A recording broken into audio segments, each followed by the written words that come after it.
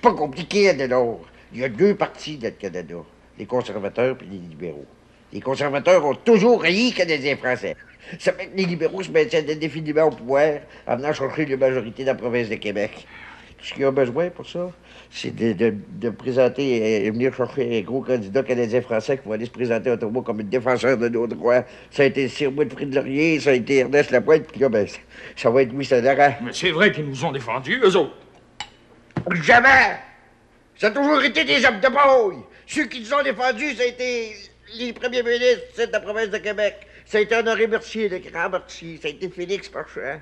Même Tacro nous a défendus, parce qu'on n'oublie pas une chose, là, puis ça, je veux que tu te retiennes. Le seul pouvoir que nous autres n'aura jamais, il est ici à Québec! Tu es en train de te fatiguer, là, Maurice. Voyons, arrête. C'est pourtant pas compliqué. Quand on a signé la Confédération, on était la moitié de la population du Canada. Là, on est même pas le tiers, puis le bateau, on va être en bas du corps. Mais quand tu représentes même pas le corps de la fédération, mon chum, t'as pas grand-chose à dire. Même si de temps en temps, ils viennent chercher un des tiens qui présente comme premier ministre, que tu continues à voter, à voter pour eux autres. Oui, dès lors, sais-tu qu'est-ce qui va te couler, mon garçon? Ça va être la conscription. Bon. Regarde dehors, tu vas comprendre. Tout ce qu'on voit dehors, c'est de la neige. Surtout cette année. Les bancs de neige dépassent 20 pieds. C'est ça. La neige, c'est le calme, c'est le sommeil, c'est la paix.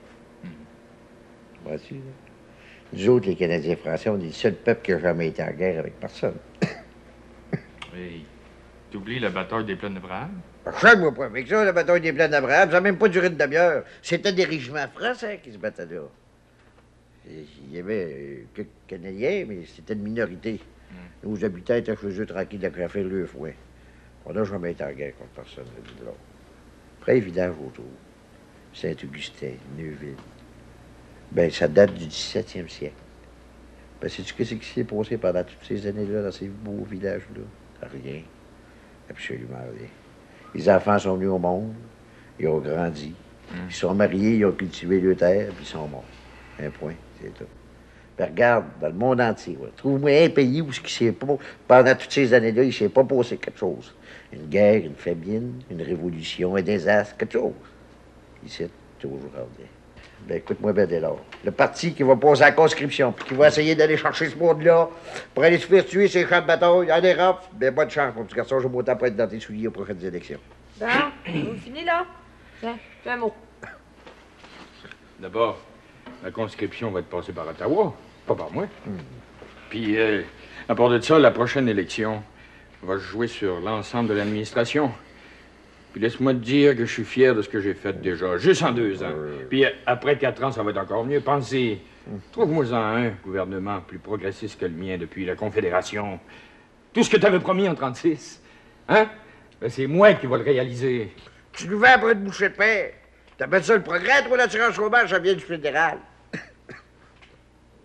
T'es ça laissé jouer dans la Constitution, ben ils vont envahir nos lois sociales à ça. On va être obligé de se défendre contre ça pour les prochains 50 ans. Tu te vends de ton Hydro-Québec. Pour être capable de nationaliser, t'es obligé d'emprunter 8 millions à Ottawa. On avait un avantage géographique en Amérique du Nord, c'était le port de Montréal, puis tu nous as donné pour 8 millions de l'or maudit verra. Le plus triste, c'est que tu te défières. Je les ai déjà entendus, tes discours. Moi, ce que je pense, Maurice, c'est que la bataille des plaines d'Abraham, on l'a perdue. Faut vivre avec ça. Jamais. Non, c'est ça, déjà, t'as pas compris. Jamais. Faut pas. Quand je t'ai entendu dire l'autre jour, si Mackenzie King me demandait d'aller shiner les souliers de nos soldats en Europe, j'irais avec plaisir. Je t'aime bien, alors, si j'avais été à côté de toi, je t'aurais mis mon poing sur la gueule. Mais veux-tu me dire ce que t'as dans la tête pour dire des affaires de même? J'ai dans la tête que je suis un Canadien, moi, Maurice.